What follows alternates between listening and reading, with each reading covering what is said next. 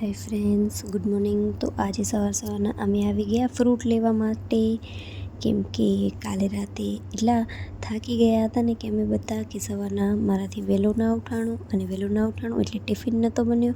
તો મારા હસબન્ડ તો બહારેથી કાંઈ પણ લઈને એક દિવસ ખાઈ લે, પણ મને તો આમે ઠીક નથી. કાલે આખો દિવસ બહારનું ખાધું તો ઓમે છે ને શરદી વધારે થઈ જ ગઈ હતી. તો કીધું નથી ખાવું મારે બહારનો, કાંઈ ફ્રૂટ લઈ લઉં. તો ફ્રૂટ લઈ અને પછી અમે આવી ગયા દુકાને. પછી મારા હસબન્ડે દુકાન ખોલી દીધી. હું તો એટલી આજે થાકી ગઈ હતી ને સવારના બિલકુલ એનર્જી નથી મારામાં. અને 2 દિવસથી હું દુકાને આવી ન હતી, કેમ કે એક દિવસ ઠીક ન હતો ને કાલે તો અમે માતાના મઠ ગયા હતા એના માટે.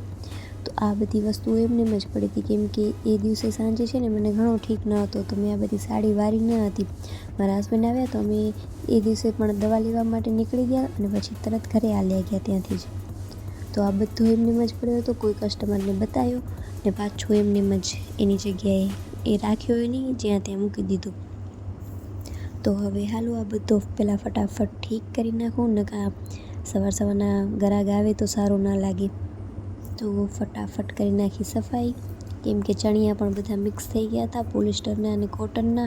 પાછા જે એમાં સાઇઝ નાની મોટી હોય એ પણ બધા મિક્સ થઈ ગયા હતા. એને પહેલાં તો અલગ અલગ કર્યા અને ગણીને રાખ્યા, કેમ કે હવે ચણિયાનો ને એનો માલ મંગાવવાનો હતો. તો કીધું ભેગો એ કામ થઈ જશે, ગણીને રાખી દઉં. તો જ્યારે ભાઈ આવશે માલ આપવા માટે તો મને યાદ રહે કે કેટલા કલર છે ને કેટલા લેવાના છે. તો એ પણ લખી નાખ્યો મેં. પછી અસ્તર જોયા કે કયા કલરના અસ્તર લેવાના છે.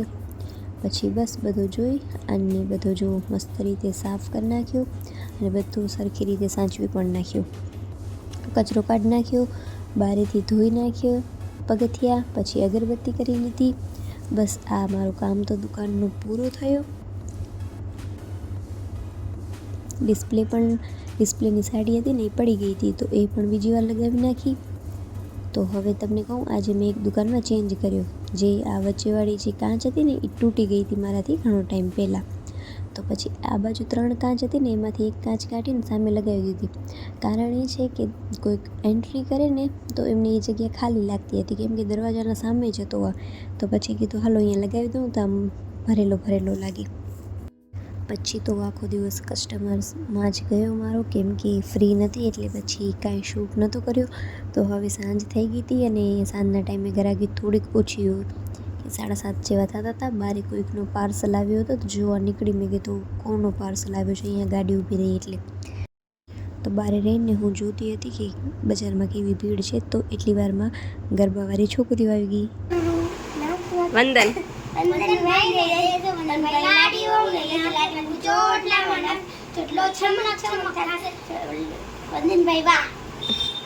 પછી એ ગરબો ગાઈ અને એ છોકરી હાલી ગઈ. અને પછી વળી પાછી હું બહાર નીકળી, કેમ કે અહીંયા બહાર જોતી હતી પાર્સલવાળા ભાઈ તો જે આવ્યા હતા એ તો હાલ્યા ગયા હતા. તો મને આ દેખાણું કે અહીંયા નવરાત્રિ થાય છે ને, તો અહીંયા લાઇટો ને બધું ચાલુ થઈ ગયું હતું. તો બસ એ જોઈ અને હજી તો હું દુકાન અંદર જતી હતી એટલી વારમાં મારા હસબન્ડ આવી ગયા. તો એ આવી અને થોડીક વાર બેઠા. એનાથી પહેલાં છે ને એક કસ્ટમર આવ્યા હતા ચણિયાચોળી લેવા માટે નવરાત્રિની. એમને બતાવી, પણ પછી આટલો ઢગલો થઈ ગયો તો મારા હસબન્ડને કીધું વારી દો ને. એને તો ચોખ્ખી ના પાડી દીધી. તો હું હવે બહુ જ થાકી ગઈ હતી આજે આખો દિવસ કસ્ટમરને અટેન્ડ કરીને. તો મેં કીધું હવે હું સવારના આવીને જ વારીશ, હાલો ઘરે જઈએ હવે.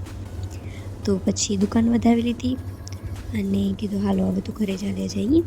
તો સવાર માટે શાકભાજી લીધી અને બસ પછી પહોંચી આવ્યા અમે ઘરે. મારા હસબન્ડ છે ને કાલે આખો દિવસ એવી રીતે બેઠા ને ગાડીમાં કે એમની કમર બહુ જ દુખતી હતી. પછી એમને મને કીધું કે મારે છે ને આલુ પરાઠા ખાવા છે, બીજું કાંઈ ખાવાનું મન નથી મારું અત્યારે. તો ફટાફટ લોટ બાંધી નાખ્યો અને બટેકા હતા એ બાફવા રાખી દીધા. પછી જ્યારે બટેકા બફાઈ ગયા તો ફટાફટ કીધું હવે હાલો બનાવી નાખીએ. તો જો 2 પરાઠા તો બની જ ગયા હતા અને બસ ત્રીજો તૈયાર હતું. પાછી છે ને ગેસની બાજુમાં હું ચશ્મા પણ ના પહેરી શકું, કેમ કે વરાળ આવે ને તો મને કાંઈ દેખાય નહીં. તો બસ થોડી વારમાં પરાઠા બની ગયા એટલે રસોડાની સફાઈ કરી નાખી. થોડાક વાસણ હતા ધોવાના એ અલગ રાખી દીધા કે તો અમે જમી લઈએ પછી બધા ભેગા જ ધોઈ નાખીશ. તો બસ પછી અમે બંને જમવા માટે બેસી ગયા. પછી જમી અને પાછા વાસણ ધોવાના હતા તો ફટાફટ એ પણ ધોઈ નાખ્યા વાસણ.